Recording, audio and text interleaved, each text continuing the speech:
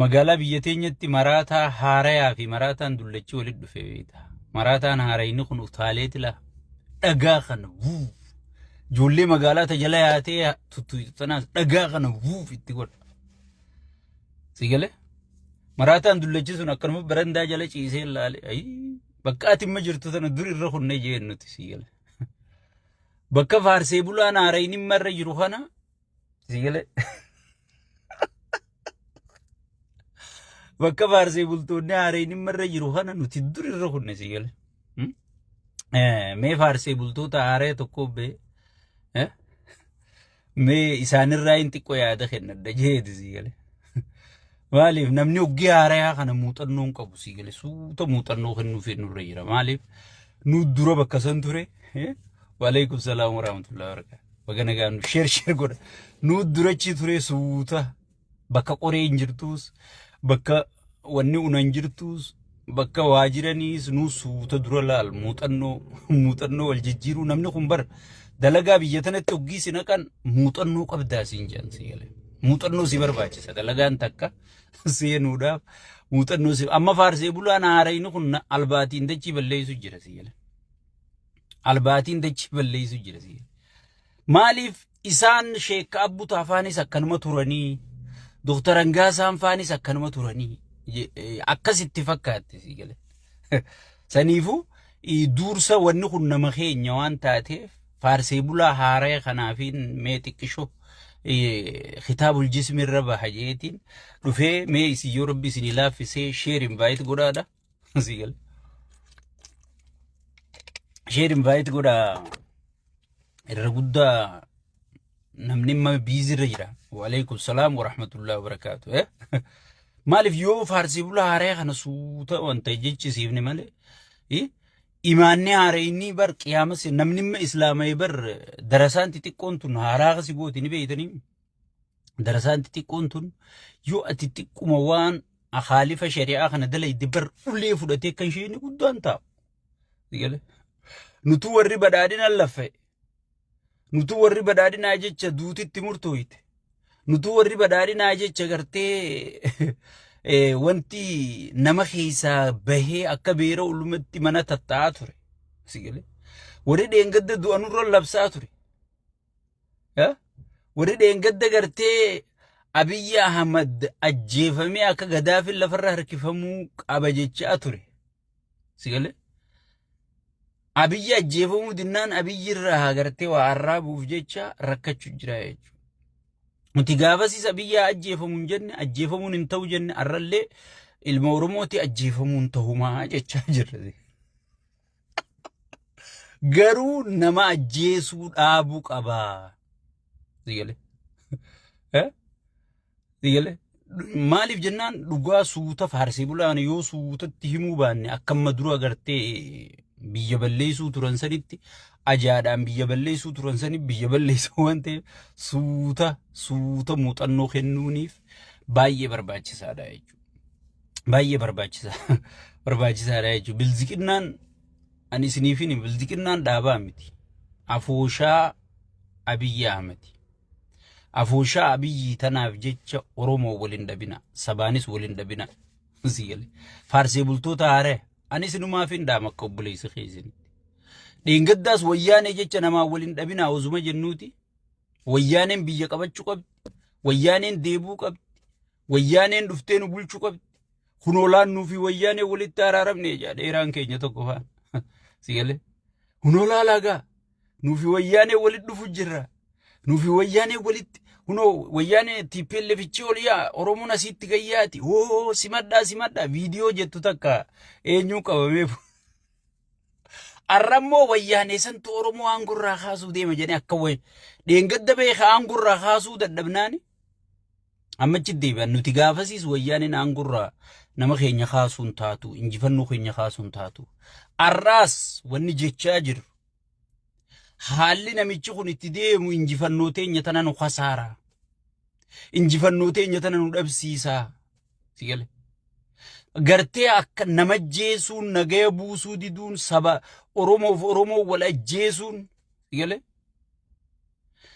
Sabaa sablammitti Oromoo irra diina bitti sabni tokko keessa gartee diina xiqqeessaa fira heddummeessuu qabda malee cufa diina fi godhuu fira keetuu diina fi godhuun qabduu jenneeti gartee wanni kun ballaffaatii teenya. Waan laffaatii teenya gartee laffaatii teenya taatee fi wanni kun ta'uun qabduu jennee dura dhaabbachaa irraa jechuudha. Maaliif faarsii bulaan haarayni kun gartee bakka rakkoon isaanii jaawarii sammaa I think wal dhaban fakkaatti ani hin beeku. Sigale san isaanumaa wal beeka amma gartee fuulleeffannaan jaawarii irratti ture jaawarii irra jira anis meegaa faarsii bulaa haaree kanaaf muuxannoon dura qaba nama muuxannoo dura qabu waan hin ta'eef gartee muuxannoo tiyyarraa hin qoodaa fi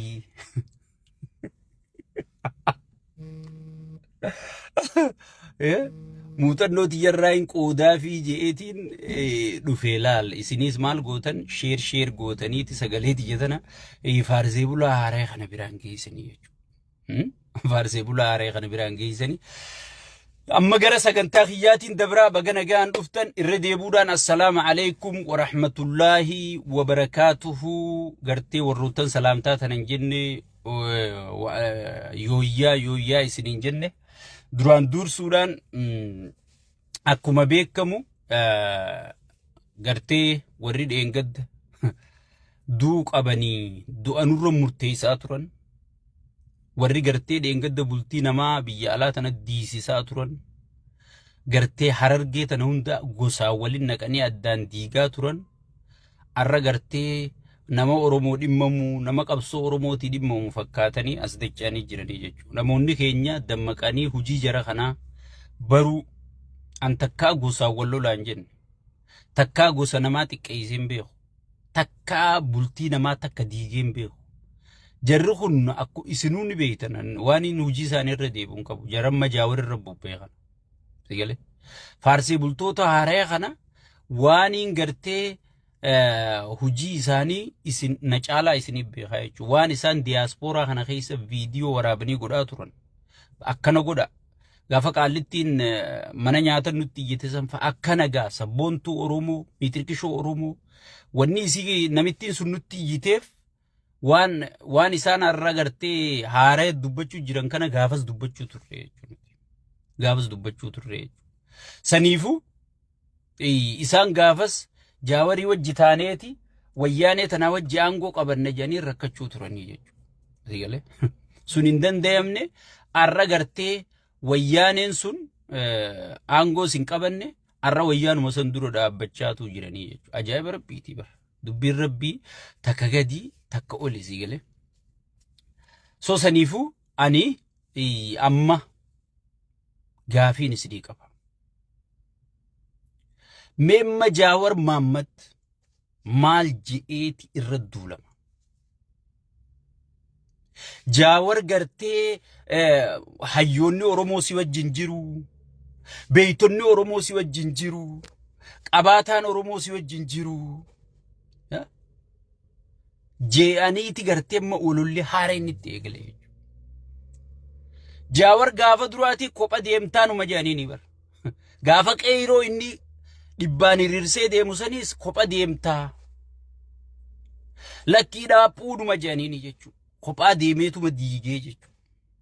Jaawar diigumsarratti gartee yoo piippii tananiin diiga jee lafaa ka'e sakandii takkan geessuuf jaawariif. Jaawar haga ammaa mootummaa tanani diina je'een jiru.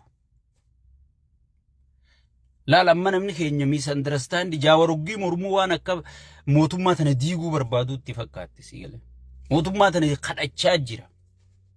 Rabbi sodaadhaa taa waan maqaan balleessaatii maqaa keenyaan ichi jirtanii taa jee kadhachaa jira jechuudha. Kadhaa fi diigamuu addaanuun beeytan. Haga ammaa Jaawar takkaa mootummaan kun haa diigamu ka'uu qaba jee akka tiippelleebsanii jala mureen beeku jechuudha. Kadhachuu jira jechuudha. Even Ameerikaan guddoon tun kadhachuu jirti jechuudha. Waboonni araaramna jettee kadhachuu jirti jechuudha. Wal fixuun, wal buqisuun, wal gudeeduun, nageenyuun hedduu dhabame. Sabaa sablammilleen gartee nu kofaltii. Oromoo walii galtee biyyan bulchitu jedhanii mee walii gallee biyya haa bulchinu jedhaniiti kadhatanii sheeyxaanni gartee araaran feene araara diidu jira jechuudha.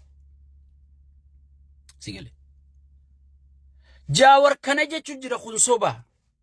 Wala jeesuun haa dhaabbattuu jechuun jira. Namni du'aan jiru.